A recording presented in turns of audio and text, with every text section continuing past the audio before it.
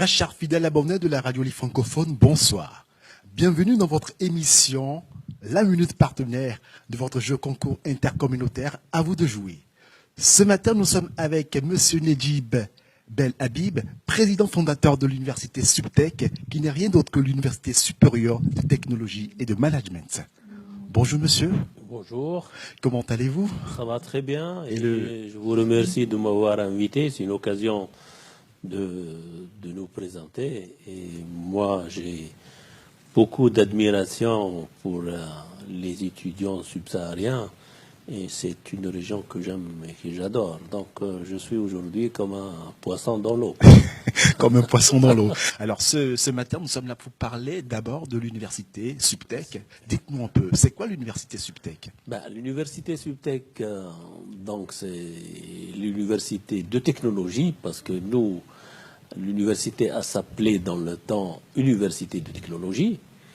Et puis, on a changé le nom Subtech plus commercialement, parce que sup est technologie, donc supérieur et technologie.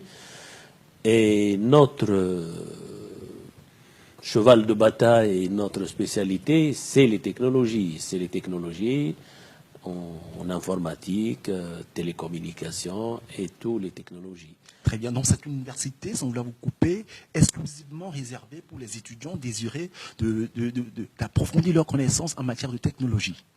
Oui, non. Au début, quand on a lancé l'université, c'est une université spécialement technologique.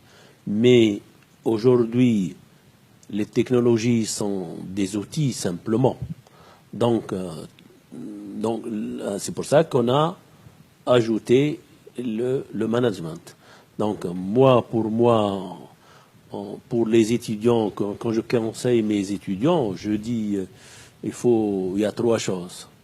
Il faut apprendre des langues, de la communication, il faut maîtriser les langues, il faut communiquer bien, il faut savoir les outils technologiques, c'est l'IT, l'Internet, les télécoms, mais il faut savoir gérer aussi. Si on ne sait pas gérer, c'est là le management. On sait gérer des équipes, on sait gérer des ressources humaines, on sait gérer des finances, des budgets, et l'université, maintenant, c'est l'université des technologies et de management, ou l'école supérieure, parce que c'est un groupe d'écoles, parce qu'il n'y a pas que l'école de Tunis, on a l'école de Gabès, il y a l'école Subtech Business School qui va démarrer à Il Ghazala, au pôle technologique bientôt, et donc c'est un groupe autour des technologies et de management. Très bien. Alors, puisque nous sommes suivis de par le monde, notamment en Afrique subsaharienne, est-ce qu'il y a des filiales de l'université Subtech en Afrique? Oui, l'université a démarré à Tunis et moi, mes ambitions, c'est d'aller pas simplement recruter des étudiants subsahariens pour aller venir en Tunisie. Et le challenge pour les années à venir, c'est d'aller directement dans les pays, en Soudan, en Côte d'Ivoire, Ouagadougou, Bamako, Kinshasa, tous ces pays-là où j'y vais souvent. Et donc notre idée, c'est de démarrer le premier cycle sur place. C'est-à-dire que les étudiants qui sont encore jeunes, parce qu'un étudiant ayant le bac en main, il est encore jeune, il vient à Tunis, et il y a certainement des difficultés à s'intégrer, donc quand il est plus jeune. Et donc notre ambition, c'est de faire un premier cycle dans les pays. Donc on a démarré, donc l'année prochaine on démarre avec le groupe l'EDEC à Abidjan. C'est un premier cycle autour de l'informatique, et il y a un cycle préparatoire d'ingénieurs à Bamako, avec l'école ou l'université Esprit à Bamako. Donc, désormais, dans quelques années, ce que je souhaite, c'est les étudiants de Bamako ou d'Abidjan, c'est pas la peine de venir premier cycle ici en Tunisie, hein. Mais ils viennent en deuxième cycle, ou éventuellement, parce que nous, on n'a pas que la Tunisie, on a tissé les années création de l'université, pas mal de partenariats européens. Ça, c'était notre challenge depuis la création, c'est d'avoir des co-diplomations avec des pays européens, avec la France, avec la Roumanie, bientôt avec une université donc, en Turquie. Il y a l'île de la Réunion, qui est un département français aussi. Donc ça, c'était le travail des années qui sont passées. Donc, parce que l'université, actuellement, elle a 25 ans.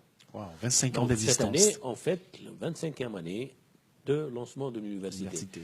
Et à partir des années à venir, le deuxième challenge, c'est d'aller directement dans les pays frères et amis, recruter les étudiants, faire un échange sur place, hein, donc développer des partenariats pour le premier cycle. Oui.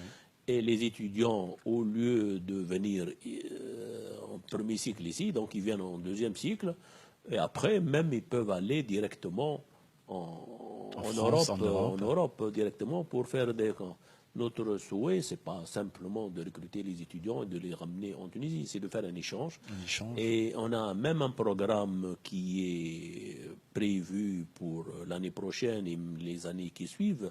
Actuellement, en Tunisie, tout le monde, le pouvoir public, les entreprises, tout le monde dit...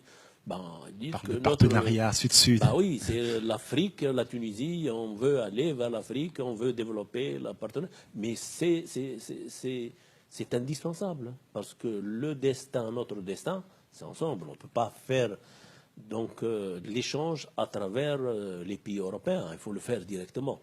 Et ça, sans vouloir vous couper ça maintenant, c'est maintenant que les Tunisiens comprennent cela.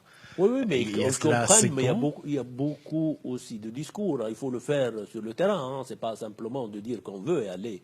C'est pour ça que moi, je souhaite que mes étudiants tunisiens aillent faire 2-3 mois en Afrique subsaharienne. En Afrique, pour connaître les entreprises, pour connaître le marché, la culture, connaître le monde. Et à partir de là, il peut commercer, il peut faire des partenariats directement. Mais il n'attend pas que le travail pour aller en Afrique. Donc la mobilité, c'est indispensable. Et dans les deux sens. Dans les deux sens, nous, même avec les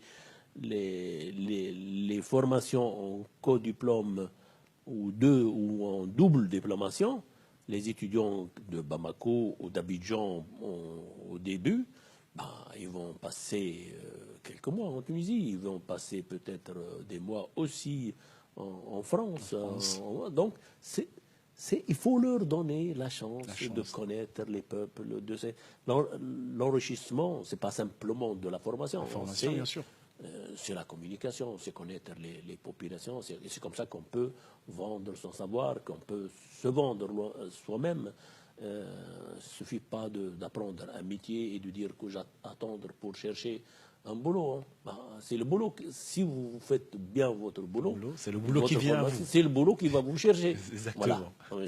Moi, c'est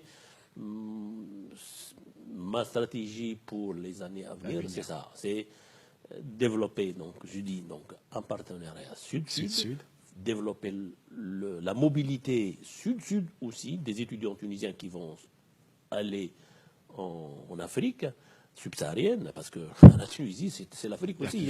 Bien sûr. Donc, et des étudiants subsahariens vont venir en Tunisie aussi et aller en Europe. On va leur faciliter. C'est comme ça qu'on peut échanger et développer l'économie ensemble. Alors, un dernier mot pour finir cette émission.